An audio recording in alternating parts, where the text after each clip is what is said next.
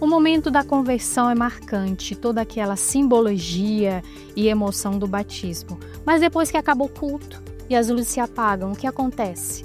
Hoje o Comunhão Entrevista vai falar com Oliver Dara. Ele é autor do livro Jesus Me Aceitou. E agora? A gente vai refletir sobre como que é os desafios da fé no dia a dia e como superar esses desafios. Fica com a gente.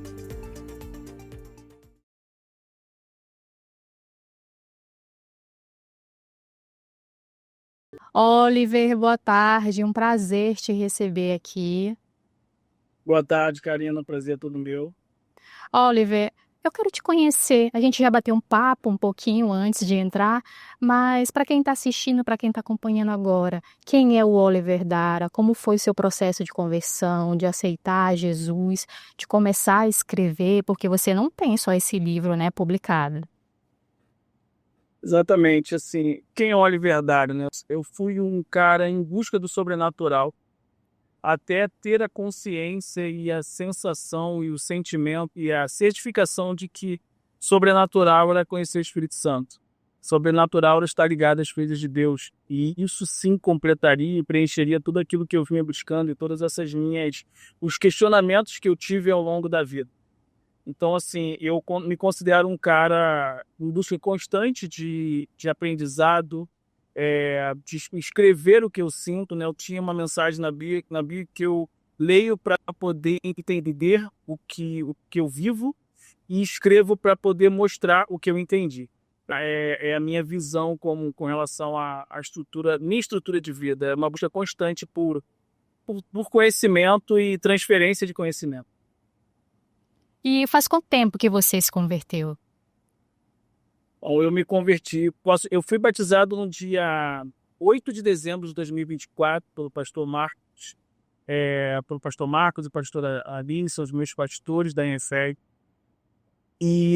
Eu vinha num processo de libertação, de deixar as práticas religiosas antigas. Eu passei por muitas religiões, fui iniciado, não só passei por ela, mas fui iniciado nessas práticas de religiões de matriz africana, até chegar me tornei Babalaô de Ifá. Mas o que mais vinha me conduzindo a uma busca constante por algo a mais era em parar de ter que fazer sempre algo a mais. Sempre tinha que fazer algo a mais. Eu sempre tinha que entregar algo a mais, ou fazer uma nova iniciação, ou ir para algum outro lugar. Isso foi me deixando um pouco cansado. E em Cristo eu vi que eu não precisava disso, porque eu tinha adoração ao único Deus, eu entendia quem era o responsável pela minha salvação. E hoje eu me sinto completo e repleto da presença do Espírito Santo, graças a essa conversão. Amém. Era sempre uma troca, né? Você sempre tinha que dar algo para poder receber algo, né? E em Jesus é tudo diferente.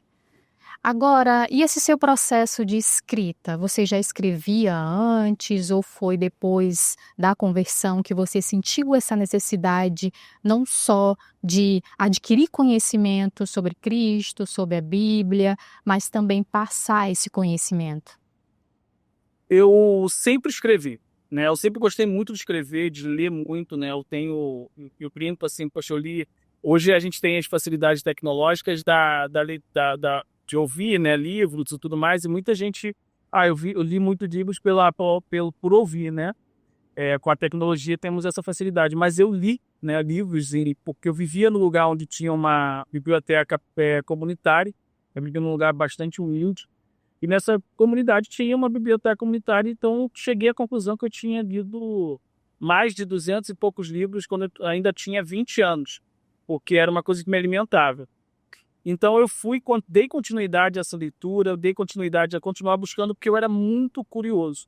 Então, assim, hoje a gente vive num mundo com muita tecnologia, redes sociais e tudo mais, e a curiosidade hoje, às vezes, acaba nos levando para outras situações não tão positivas. Sabe, porque a época, como não tinha rede social, eu ia para a leitura.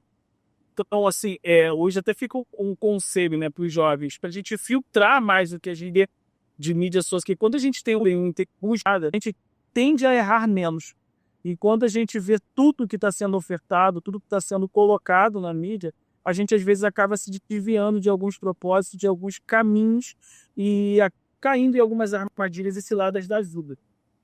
E o título desse livro é muito interessante, Jesus me aceitou. E agora? Muita gente tem essa dúvida, porque assim, antes de você se batizar, de você ser parte, ser membro de uma comunidade, você recebe ali toda uma atenção, talvez um discipulado, mas depois aquelas pessoas têm que voltar sua atenção para outras pessoas que estão sendo inseridas nas igrejas também. E essa é a pergunta que fica, né. Você passou também por esse processo? Então, é justamente esse o processo que me faz escrever. Eu aceitei Jesus 18 vezes. Eu ia numa igreja, levantava a mão, aceitava Jesus. Ia numa outra igreja, levantava a mão, aceitava Jesus. Eu não entendia muito bem o que era aquilo. Eu não entendia muito bem aquele processo de aceitação constante e nada acontecer. Até eu entender que eu precisava ser aceito.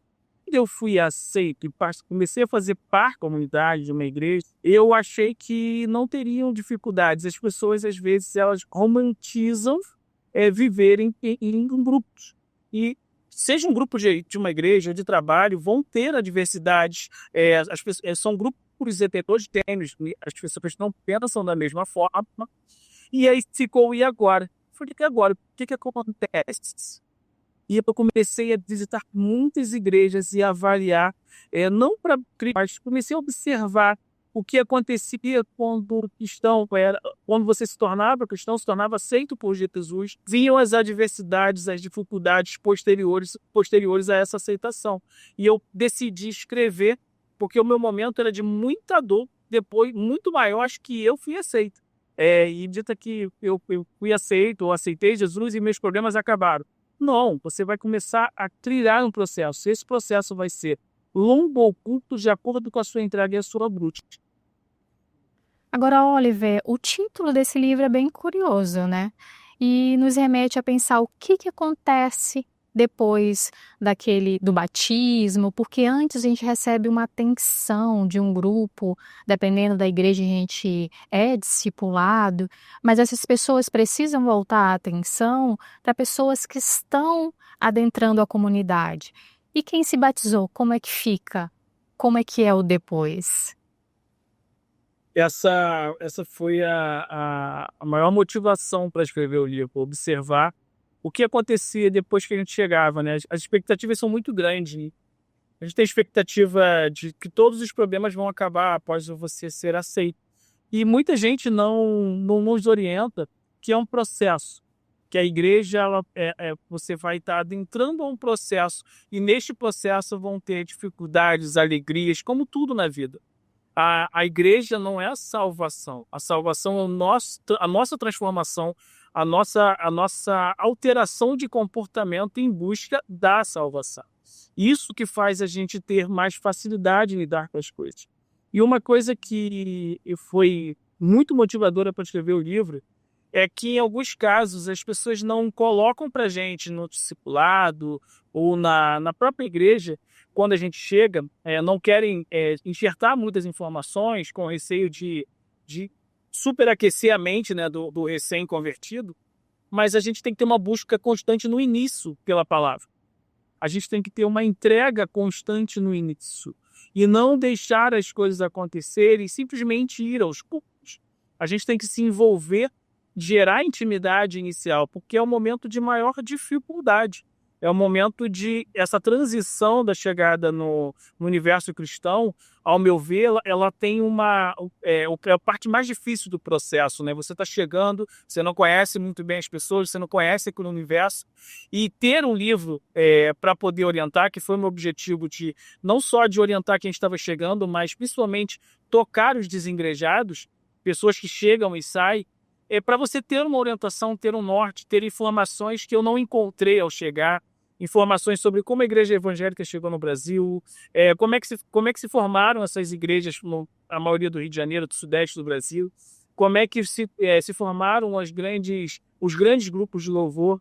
Então, eu queria um livro de informação, eu queria construir um livro que servisse como uma bússola. O livro você vai ter oportunidade de observar ele fala sobre caminhos, ele tem várias menções à bússola, que é um livro para dar direção ao novo convertido e àqueles que chegaram, se converteram e se decepcionaram de alguma forma e se afastaram de Cristo e se afastaram da igreja. Você tocou num ponto muito interessante, que é justamente continuar, fazer essa busca constante sobre a história da igreja, sobre a Bíblia, estudar a palavra, mas outro ponto muito importante é que os novos convertidos precisam ter, é que não é uma mágica. Depois do batismo, você não vai ter vontade de orar todo dia, você não vai se sentir sempre bem, você não vai querer estudar todo dia. Se você não decidir e não ter disciplina, nós somos seres humanos, né? Então, até coisas que a gente gosta de fazer, às vezes a gente não se sente disposto. Então, não tem a ver com disposição, tem mais a ver com disciplina, né? Compromisso, tem uma parte no final do livro que eu faço uma observação que as almas que se entregam a Cristo, que se convertem e buscam esse caminho de salvação, elas se tornam mais valiosas o inimigo do que antes, quando elas estavam no mundo. Porque no mundo elas já eram, fazia parte do mundo, ela já estava afastado de Cristo. Mas a partir do momento que ela predispõe, que ela se entrega e que ela é aceita, ela passa a ter muito mais valor para as trevas, porque as trevas têm prazer em tirar aquele do caminho da salvação, muito mais do que aqueles que já não estão no caminho. Se você pudesse pontuar, qual que você diria que é o maior desafio do cristão após a conversão? Eu colocaria 3 pontos. Primeiro, entender que a palavra não é o que sai da boca do pastor. A palavra é a Bíblia. O caminho é você se municiar da palavra. Esse é o primeiro ponto. Então, ter uma Bíblia para poder ficar encoerada não vai funcionar, ou para você simplesmente levar aos cultos, não vai funcionar. O processo de transformação está aqui. Esse é o manual. Um segundo ponto importante é entender que, por mais que a igreja seja extremamente necessária, faz parte, a Bíblia nos direciona a estar em comunhão, em congregar, em comunidade, mas nós temos que ter a igreja não pode sair da gente. Nós somos a igreja. Nós devemos nos comportar no dia a dia de forma inteligente e em busca da salvação. Então a gente vai ter dificuldade, a gente vai ter momentos de dor, a gente vai ter momentos que a gente não vai ser exatamente o que a gente espera e devemos ser, mas a gente deve sempre buscar corrigir e se arrepender de verdade das nossas transgressões e dos nossos pecados. E um ponto assim que é fundamental: para de observar o que o seu amigo está fazendo de negativo e foca no que a Bíblia te ensina como caminho. Eu acho que as pessoas, quando chegam no universo cristão, elas começam a observar muito o que o outro estava fazendo. E quando você começa a estudar a palavra, quando você começa a estudar sobre Cristo, você vai ver que o maior pecado, e tudo começa a dar errado, com contaminação, fofoca, com alguém te contar alguma coisa que não vai te agregar em nada, e isso vai estragando o ambiente. Isso pode te afastar. E sempre eu acho que um quarto ponto que eu acho que é fundamental: quando alguém te machucar dentro da igreja, lembre-se que foi uma pessoa, e não foi Deus, não foi Cristo que te machucou. E não se afaste de Cristo porque você foi machucado. Busque corrigir, perdoe, busque perdão, busque se enquadrar. Se aquele ambiente não foi bom, se aquele ambiente não é para você, se aquele ambiente você identificou que não é o suficiente para a sua transformação, não deixe de buscar um que se enquadre com o que você entende. Mas pare e perceba se você está sendo crítico demais ou sendo rebelde demais. Isso é uma avaliação que você deve fazer constante, que é muito mais fácil a gente criticar terceiros e criticar instituições do que nós fazermos autocríticas e autoavaliações. Agora, Oliver, como a sua experiência antes do cristianismo influenciou e influencia a sua fé hoje, por exemplo? Eu passei de vários cultos, né? Participei de umbanda, de candomblé, sou iniciado nesses cultos, não sou um mero visitante. Então, assim, eu me sinto muito à vontade para falar porque eu participei. E me tornei babalaô de Ifá, um culto tradicional iorubá da Nigéria. O que acontece com essa vivência e essas experiências? Assim, uma coisa que ontem, como foi o Dia Internacional da Religião e um dia muito focado em combate à intolerância religiosa, as minhas vivências nesses universos me fazem olhar para quem hoje é adepto ainda desses cultos, não olhar com discriminação, não olhar com desdém, não olhar com crítica e julgamento. Existe um tempo para todas as coisas debaixo dos céus. Eu fiquei nessas práticas religiosas por mais de 20 anos. E até o meu tempo chegar. E muita gente busca evangelizar pessoas adeptas de outras religiões de uma forma equivocada. Primeiro que impondo as suas vertentes e impondo a sua visão. Não é assim que a Bíblia nos ensina, não é assim que é ser um cristão, né? A gente não convence ninguém por força, é o Espírito que convence, não somos nós. Então, assim, essa minha passagem por outros ritos e cultos que faz pensar muito na questão da intolerância e da falta de habilidade para poder entregar a palavra e levar o evangelho àqueles que ainda não conhecem Jesus e não conhecem a palavra. É muito difícil, né, você falou que as pessoas não têm esse método. Imagina, você passou mais de 20 anos, então se alguém ou um cristão chegar e aponta para você: "Olha, isso aqui é errado, você vai para o inferno", ou seja, que jeito é esse? Você mais afasta do que traz para si, né, então E esse é um tem ponto uma muito interessante. minha falando sobre isso, tá? O livro fala sobre as minhas experiências de tentando me evangelizar. Nossa. E você foi tocado pelo Espírito Santo, né, então foi um processo que foi construído, mas quando o Espírito Santo fisgou você ali, não tem mais como soltar. Exatamente. E muita gente fala assim: eu entrei para a igreja e saí. Eu entrei e fui machucado e foi ruim. Gente, quando você é aceito, eu acho que é a diferença. As pessoas, quando você aceita Jesus, eu acho que há margem para o abandono, há margem para você deixar de lá. Mas quando você aceita, quando o Espírito Santo começa a agir em você, não tem margem para abandono, não tem margem para desistência.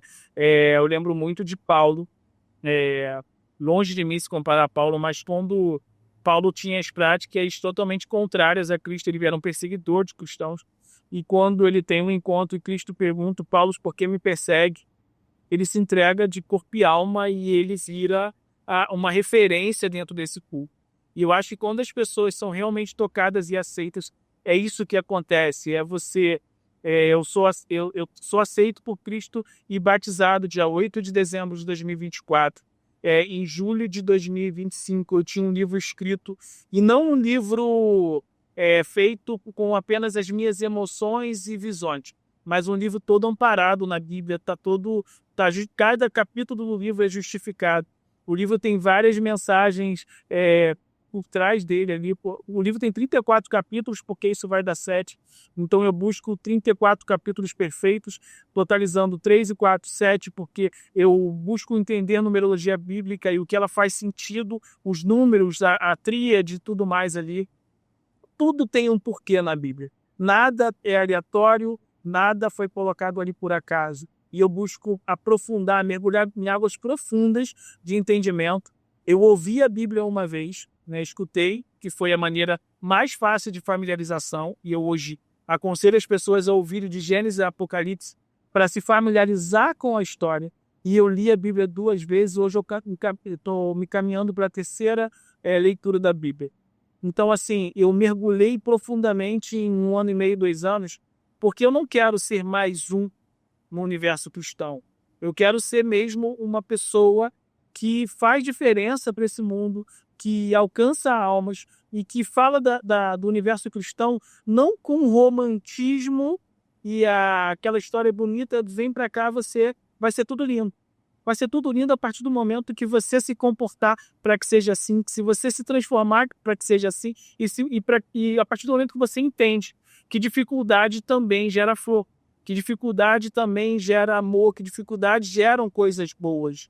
que não é só você viver de alegrias que vai te formar, vai te forjar como uma pessoa vencedora. As batalhas fazem parte, se não tiver batalha, não tem vitória. E toda a obstinação de Paulo, ela foi canalizada para a missão correta. Antes perseguidor e depois apóstolo, para ajudar Exatamente. a converter outro grupo que era malquisto na época, né, que eram os gentios.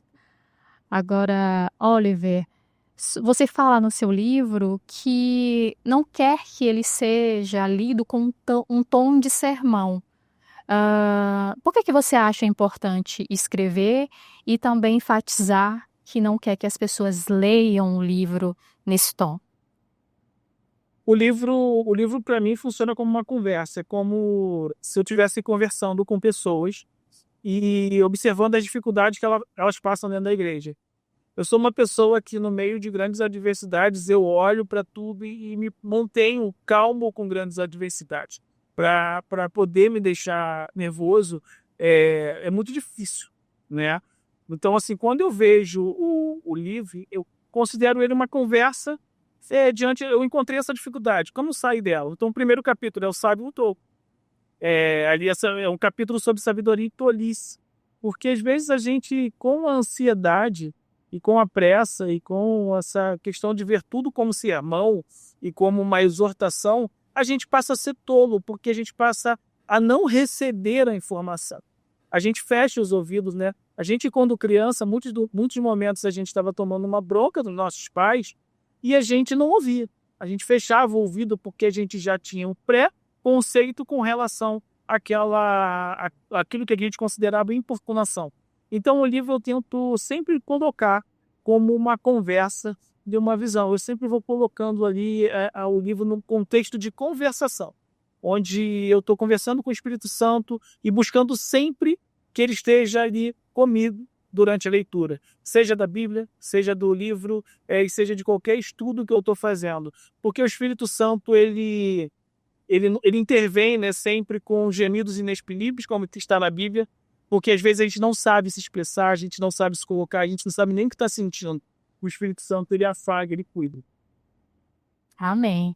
Agora, Oliver, como é que a gente mantém viva a nossa fé no dia a dia, na nossa rotina? É tão difícil, né? O dia é tão corrido. Muitas das vezes a gente pensa, ai, onde é que eu vou encaixar a oração? Onde é que eu vou encaixar o estudo da Bíblia? Onde é que eu vou encaixar a prática também, né? Porque isso é importante. A oração é importante, aquela relação vertical primeira com Deus, que é a primeira relação, depois a horizontal, que é ali com a família, com a sociedade, que a gente também tem que pôr em prática tudo que a gente aprendeu, porque não adianta nada a gente só obter conhecimento e não repassar esse conhecimento e também conviver com as pessoas, né, para poder colocar em prática, porque viver sozinho é difícil, né, para um cristão. O evangelho, não cabe no evangelho você se isolar. Como é que o cristão, principalmente nesse momento do primeiro amor, né, depois que passa esse primeiro amor, na verdade, como é que mantém essa fé viva no dia a dia? Existe uma parte do livro que ela está toda falando sobre o primeiro amor, tá? As pessoas colocavam para mim essa questão, quando eu comecei a fazer muita coisa e falar muito de Cristo, elas me davam 2 tapinhas nas costas e falavam assim, o primeiro amor é lindo. Eu não entendi, porque a palavra amor, ela remete a coisas boas, mas dependendo da boca de quem fala primeiro amor, ele pode estar dizendo que você é um empolgado, que você vai esvaziar já já, que você vai desistir, que você vai fraquejar, que você não vai conseguir. Então, assim, isso é muito importante para o cristão, tá? Que está chegando, para manter esse fervor e manter essa busca. Você parar de ouvir as coisas que o mundo te fala e considerá-las como verdade. Existe uma grande mentira no mundo, que é dizer que não existe tempo. Ah, não tenho tempo para isso, a Bíblia é chata, eu não consigo ver, eu não consigo ir na igreja, eu não consigo fazer isso ou aquilo. É muito difícil ter tempo para todas as coisas e o mundo é muito corrido. É muito corrido? Sim, mas dá tempo quando você tem estratégia e organização. A questão é que todo mundo tem estratégia e organização para fazer maiores recursos para a sua vida financeira.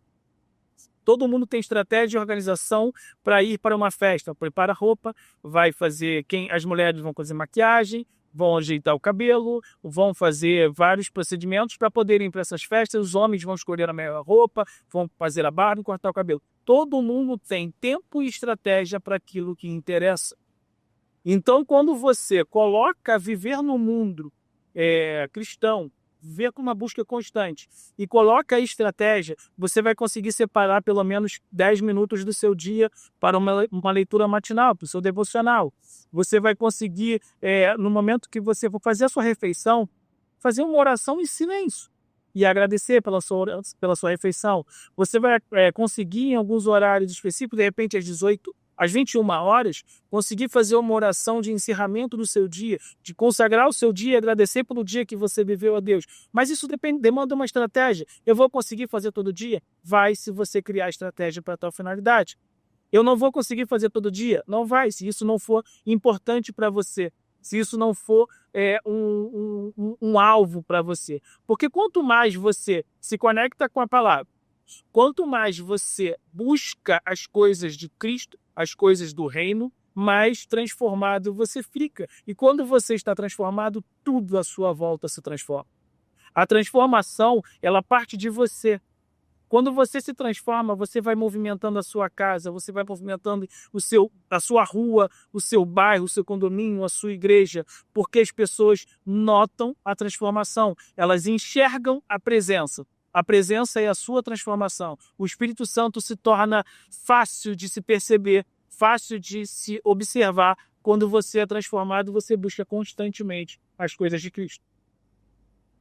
Nossa, muito forte que você falou, muito forte mesmo. E as pessoas, é muito importante a gente ter esse momento mais formal ali em casa, talvez. Mas a vida de oração, ela é constante. Você está no trabalho, aconteceu alguma coisa, ore mentalmente, peça direcionamento. Então, quando a gente começa a praticar tudo isso, se torna mais fácil. Quando você vê, você já passou praticamente o dia orando. Não precisa exatamente, eu vou determinar horário, eu vou orar de manhã, à tarde, à noite. Não, você pode estar lavando uma louça ali, orar, você pode estar na sua rotina. Você pode estar dirigindo, naquele momento do trânsito, conversando com o senhor, entregando algum problema, né? E isso que é importante das pessoas saberem. Não é só aquele momento ali formal. Exato. As pessoas costumam reclamar de algumas coisas, murmurar muito, mas elas não avaliam do que elas se alimentam de informação. Então, assim, existem momentos que as pessoas estão em situações que elas podiam estar se conectando com a palavra e elas preferem estar assistindo uma matéria sensacionalista e que não vai acrescentar nada nela. Ou as pessoas preferem estar falando sobre a vida de alguém. Então, assim, as suas escolhas, o seu comportamento, a sua entrega vai ditar o que vai acontecer na sua vida de positivo e de negativo. E quando você dá armado da espada, que é a palavra, e quando você se conecta muito com a palavra e estuda constantemente a palavra, você vai ver que você vai ter resposta e saída para todas as situações de adversidade da sua vida. E você vai falar assim, caramba, como é que eu saí disso fácil? Porque você vai lembrar de um profeta, você vai lembrar de um rei, você vai lembrar de uma passagem de Jesus, você vai lembrar de um apóstolo, de um discípulo, e você vai começar a falar, caramba, isso foi fácil. Porque quando você está é muito difícil ter o entendimento de algumas coisas e fazer as analogias. Eu gosto muito de parábolas e analogias. Quando você está na escola, para você aprender a ler, você precisa passar por um processo de aprendizado. Depois que você aprende a ler, você começa a ter um acréscimo de informação e conhecimento de sabedoria.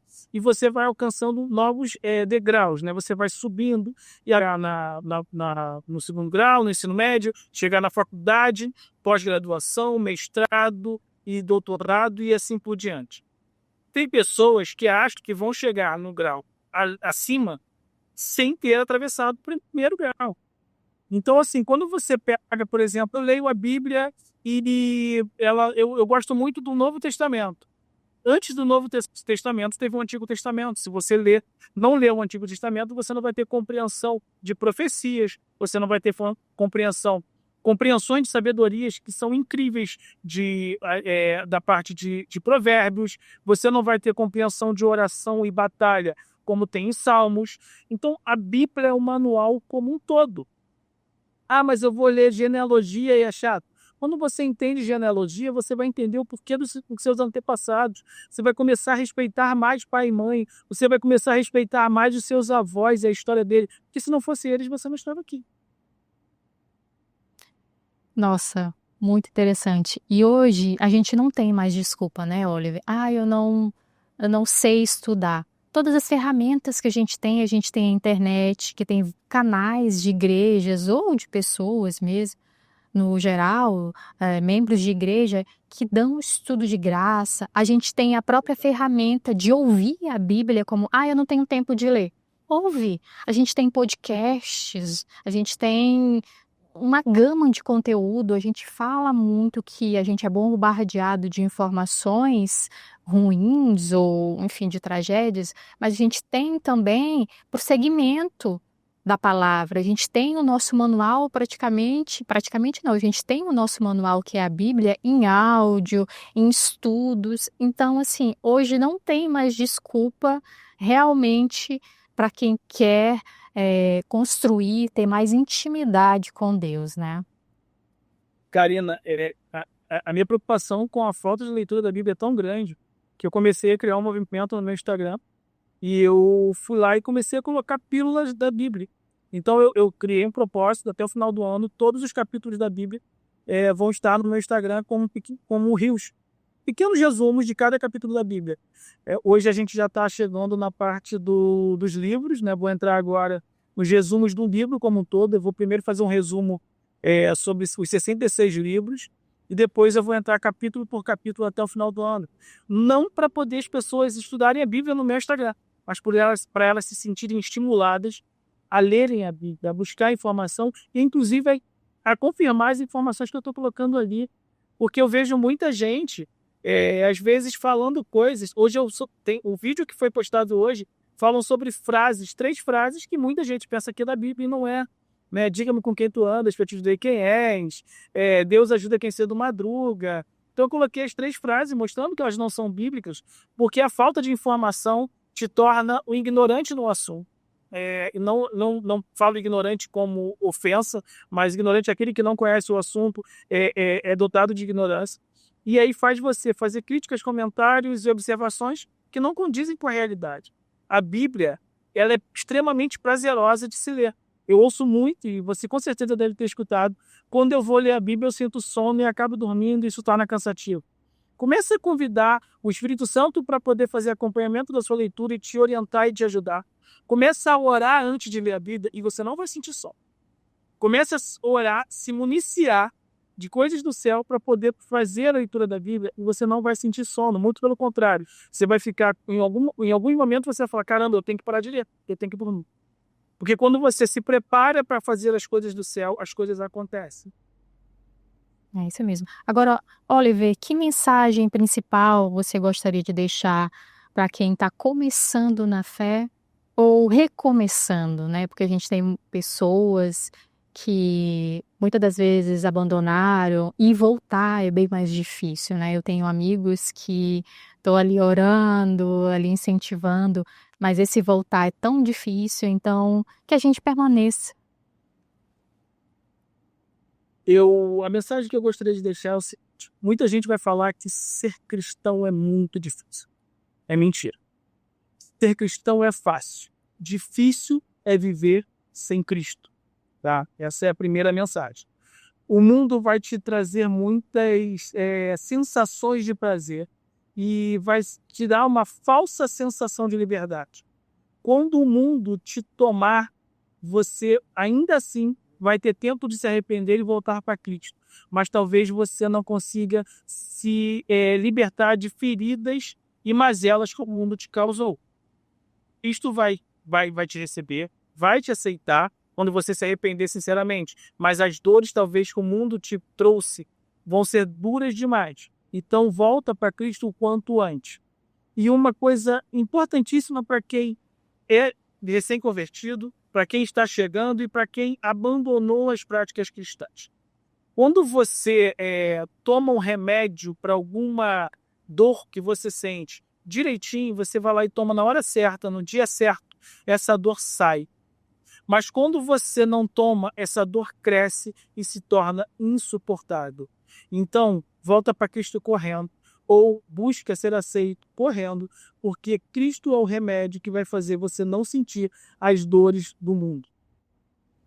Agora, Oliver, vou fazer uma pergunta certeira aqui para você. O que Cristo significa para você?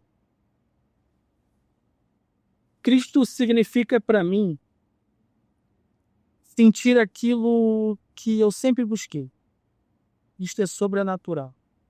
Não tem como explicar Cristo. Tem como sentir. Explicar, não. Não tem como escrever Cristo. Tem como sentir.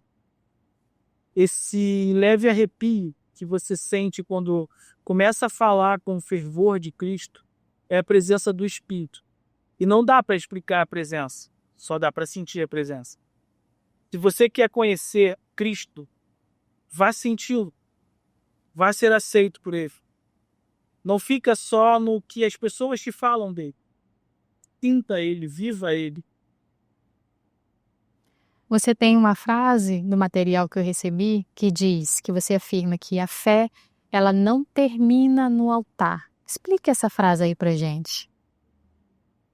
Muita gente está se alimentando do que é derramado no altar. É extremamente valioso. O pastor derrama do altar palavras de Deus, derrama coisas muito importantes para a igreja. Mas a fé não pode terminar ali. A fé, aquele é só uma das coisas que você vai ter de encontro com a fé.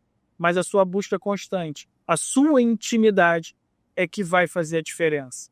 A sua conexão, a sua entrega vai fazer diferença. Tem gente que chora pela dor de um filho, tem gente que só chora pelas situações com seus pais, com seus irmãos, parentes e amigos. E talvez se você tivesse mergulhado, gerado uma intimidade, você não teria deixado essas lágrimas cair, porque o Espírito Santo te traria respostas para suspender essas lágrimas e, além de você não chorar, você fazer aqueles que sofrem também não sofreram, porque você também iria apresentar a palavra de Deus, você ia apresentar o Evangelho da forma correta, da forma suave. O Espírito Santo ia convencer essas pessoas a sentirem o que você está sentindo quando você se entrega de corpo e alma, a sentirem o que eu sinto. A gente está chegando ao final da nossa entrevista, Oliver. Eu queria que você falasse para quem está nos acompanhando por que deve adquirir esse livro e também que você divulgasse as suas redes sociais, seu contato, caso alguém queira te acompanhar. Perfeito. O grande motivo para você adquirir esse livro é que ele vai te trazer respostas e talvez de perguntas que você talvez nunca fez, tá? Ele vai trazer um testemunho forte de alguém que viveu em práticas religiosas e já foi oferecido pela mãe para algumas situações espirituais antes mesmo de ter nascido. Vai trazer situações de vida do mundo, vai trazer um não para as drogas, que está aqui nesse livro explicando no meu testemunho. E vai trazer a importância do irmão na fé para poder te ajudar. São capítulos com muita informação para que você elimine dificuldades e dores que você pode sentir sem ter resposta de pessoas. O livro te traz muitas respostas. Esse livro ele é feito com observação nas dores, no e agora, no porquê. O que isso está acontecendo? Vai ter resposta aqui dentro. A Bíblia é o livro principal, mas eu fiz um livro baseado na Bíblia para trazer respostas do e agora contemporâneo e falando de uma forma bem contemporânea nas dificuldades da igreja. E você, para conhecer mais desse livro, poder adquirir esse livro, você pode entrar lá no @Oliver_Dara no meu Instagram, e você lá consegue fazer a aquisição do livro através do link. Você também tem mais informações, alguns resumos do livro na página. Você pode entrar no meu site também, oliverdarabooks.com, onde você vai ter resumos do livro. Você tem 13 capítulos resumidos lá. E você também consegue adquirir o livro lá e ter mais informações de mim, do meu ministério. Quem quiser falar comigo, você pode deixar mensagem no direct no Instagram. Minha equipe está preparada para te responder prontamente. Eu mesmo venho respondendo muitas mensagens. faço questão de me conectar com você que faz parte da minha audiência, que é meu seguidor, que tem me acompanhado nas redes, nas entrevistas. Eu tenho vivido para as coisas do reino. E Deus tem me movimentado para isso, e eu sou muito feliz em fazer isso, em viver para as coisas do reino, em falar da Bíblia, em colocar os resumos da Bíblia no Instagram. Isso tem movimentado a minha vida e me deixado preenchido de uma forma muito, muito engrandecedora. Amém, Olive. Foi um prazer conversar contigo. Amei te conhecer, conhecer a sua história, conhecer o seu livro. Eu sinto que a gente vai se falar posteriormente, porque eu sei que tem outras obras, já está saindo aí uma do forno. Então você vai ser figurinha repetida aqui no Comunhão Entrevista. Muito, muito obrigada por todo esse conteúdo que você trouxe. Em breve vocês lerão O Sábio e o Tolo. Quem você escolhe ser? Olha, que interessante, a gente teve spoiler aqui. Exato. Para você que nos acompanha, muito obrigada.